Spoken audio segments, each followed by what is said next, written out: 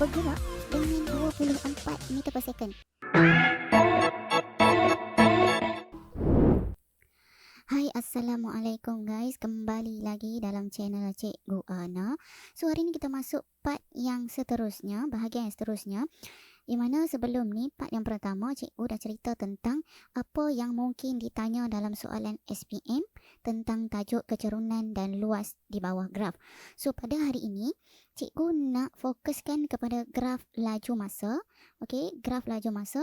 Dan part yang pertama hari ni, cikgu just nak cerita macam mana kita nak cari tempoh masa laju seragam dan juga laju seragam.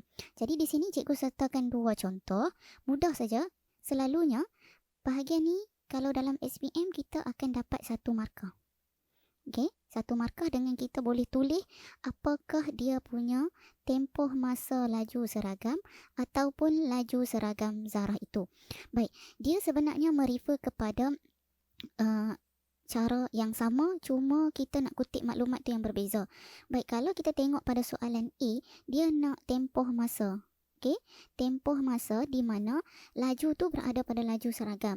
Jadi kita kena tengok graf kita. Contohnya cikgu cerita kat sini, kamu bawa motor dan bukan bawa motor, Zarah ni dia bergerak dengan 4 meter per saat. Dia gerak 4 meter per saat. Lepas tu dia naikkan kelajuan dia. Masa ni dia melakukan pecutan. Okey, di sini dia telah menaikkan laju dia dari 4 meter per saat, dia bergerak dengan laju kepada 24 meter per saat. Kemudian lepas tu dia maintain laju dia. Dia maintain. Jadi, di sinilah yang dikatakan laju seragam.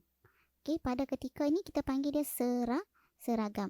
Maksudnya, kalau kita baik kepada konsep realiti hidup kita, kalau kita bawa motor atau kita bawa kereta, atau kita bawa motor lah, contohnya kita bawa motor, kita nak maintain motor kita dalam 70 km sejam.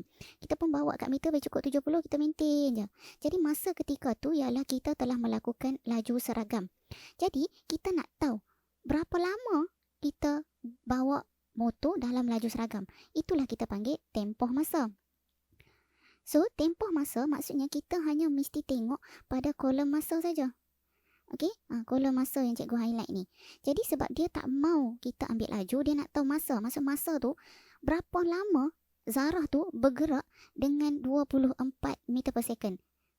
Berapa tempoh masa tu. Jadi tempoh masa tu untuk kita cari, dia bergerak pada permulaan 2 saat hingga 6 saat. Ini maksudnya dia start bawa 24 meter per saat tu pada masa yang ke-2 saat sampai masa ke-6 saat. So, berapa tempoh masa dia dekat sini? Tempoh masa di sini adalah kita tolak saja 6 tolak dengan 2. So, kita akan dapat 4 meter per bukan 4 meter per saat, 4 saat saja. Kenapa? Sebab masa. Dia nak dalam masa. Okey, so jadi kalau soalan tanya tentang tempoh masa, kita mesti rujuk pada graf laju seragam. Tempat seragam tu di sini sama aja, tapi ambil masa dia. So ambil yang belakang, yang besar tolak yang kecil dan kita akan dapat tempoh masa. Baik, balik kepada soalan B. Soalan B terus minta laju seragam. Okey, dia minta terus laju seragam. Jadi kalau kata dia minta laju seragam, tak payah dah nak tengok-tengok apa. Yang kita highlight ni laju seragam kan. So, ambil laju dia. Okey. So, laju dia berapa? 24 meter per saat. 24 meter per saat. Kalau laju, kena ambil meter per saat lah. Okey. So, itu cara untuk kita menentukan tempoh masa pada laju seragam dan juga laju seragam. Dia tak cakap kata dia masih di tempat graf yang sama, tetapi maklumat yang kita ambil tu berbeza sedikit. Okey, untuk mengasah lagi fikiran kamu supaya lebih tajam dan faham, kita pergi kepada contoh 2. Rajah di bawah menunjukkan graf laju masa bagi suatu zarah dalam tempoh. Okey, cikgu tukar kat sini sikit. Dia bukan 12 saat, dia adalah 14 saat. Okey, ada kesilapan sedikit. So, 14 saat. Okey, baik. Okey, so soalan A dia minta kita untuk cari tempoh masa laju seragam zarah itu dan B laju seragam zarah itu. Jadi memang untuk part ini cikgu just nak fokus benda ni je. Macam mana nak cari tempoh masa laju seragam dan juga laju seragam. Okey, so kita pergi balik dekat graf kita. Kita nak buat soalan A. Okey, soalan A minta kita untuk cari tempoh masa. Betul tak? Okey, so tempoh masa. Okey, pada laju seragam.